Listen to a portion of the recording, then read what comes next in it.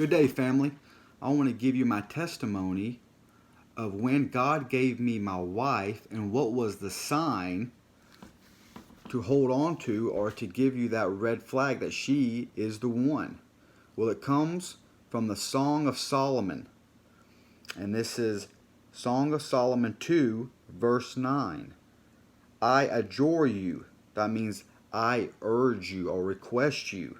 O daughters of Jerusalem, by the gazelles or the does of the field, that you not stir up or awaken love until it pleases, until it serves.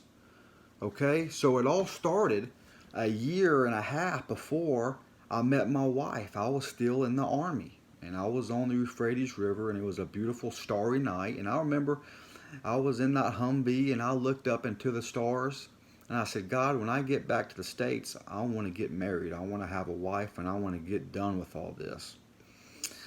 And so I got back, and sure enough, one Christmas party I was invited to, my future wife was there. And I got her phone number, and that's how we started seeing each other.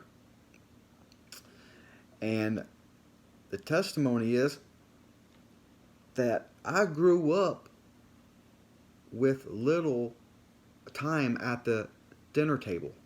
Okay, I can remember just a handful of times eating or with my family, really just 2 or 3 times. In the course of the meal, spaghetti. So I didn't have, that large plate of food. I had that one plate and that was it. Okay, and then a little bit later in life, in my 10, 12 years old, my grandmother fed me.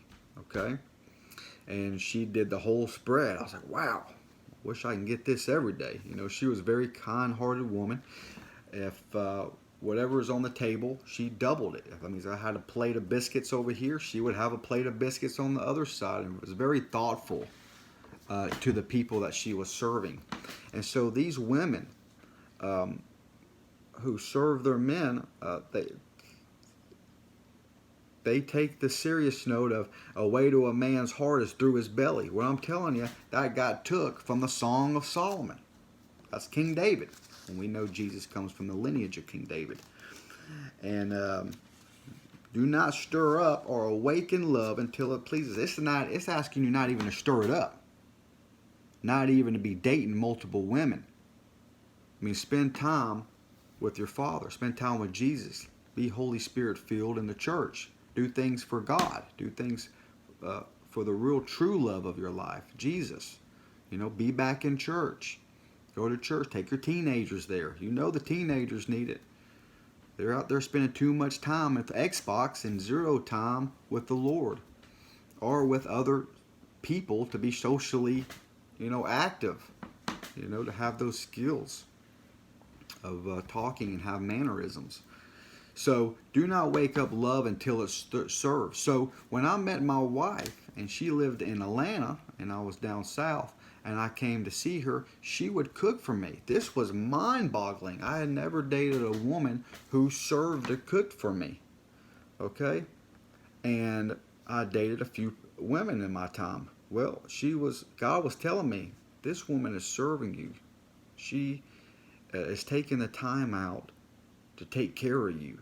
We know how our dads at the dinner table would say, your mother slaved over a hot stove for that food. You're going to eat it.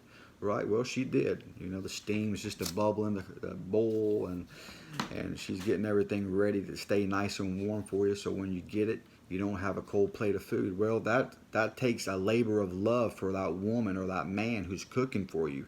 That ought to be a sign to you, ladies and fellas, that this person is showing love to you. Don't wake it up until it serves.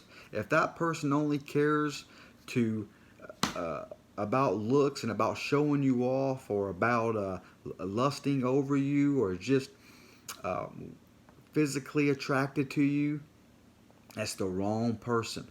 Until that person serves you with something that you know is a labor of love, don't wake it up. Say, bye, Jack. Okay?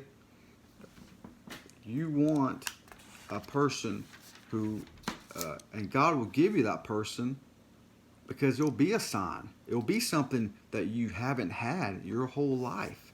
It'll be something that you're not used to, and it's like, this is a very big deal. I used to not get this, and now I'm getting it every day when I see this person, and she's sweating, and she's taking the time to go to the store and get the product, and she's bringing it back. I mean, don't wake up love until it serves. Keep your teenagers in church, not on Facebook or Twitter, okay, and trying to find out who's the best fit for you. Don't even, that's all in vain. Don't go doing that, okay? Don't even stir that up.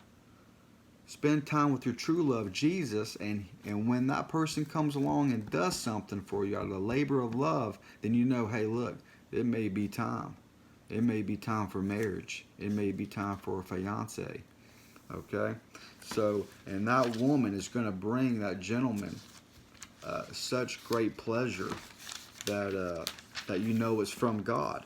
But you know it's from God, because here's are some qualities of a woman once you meet a woman who served you and that you didn't take for granted that kindness, okay? A woman who fears the Lord is an excellent wife who can find. She is far more precious than jewels. The heart of her husband trusts in her. He will have no lack of gain.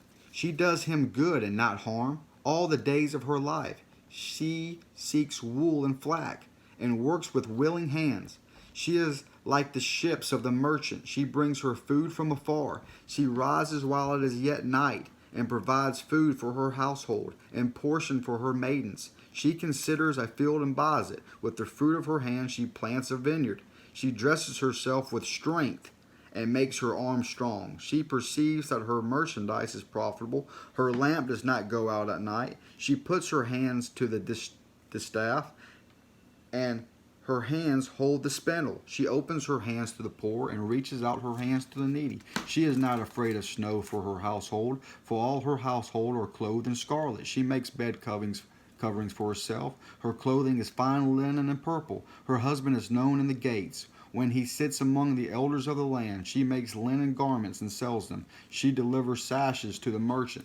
Strength and dignity are her clothing. She doesn't dress like a harlot. She doesn't dress something that's offensive to the eye. And when she walks by someone in the parking lot of Walmart, they're turning their head, checking her out. She's dressed appropriately. She looks like a woman. And she laughs at the time to come. She opens her mouth with wisdom, and the teaching of kindness is on her tongue. She looks well to the ways of her household and does not eat the bread of idleness. Her children rise up and call her blessed. Her husband also, and he praises her. Many women have done excellently, but you surpass them all. That's a good little something to tell your wife. Charm is deceitful, and beauty is vain. Don't go seeking out beauty on Facebook. Who looks best on the selfie? Okay? But a woman who fears the Lord is to be praised. Give her of the fruit of her hands, and let her work praise her in the gates. I mean, she's going to be taken care of. She's going to take your household, and she's going to exalt it better and better because she loves her family. She fears God. She's a part of the church. She doesn't withhold from the needy. Okay? Don't wake up love until it serves, family. Okay? And when I read this hit me like a ton of bricks. I said, wow, what I lacked the most as a child or as a young man, God gave it back to me, and God filled me. God did a double portion to me. All right, family? So don't wake up love until it serves.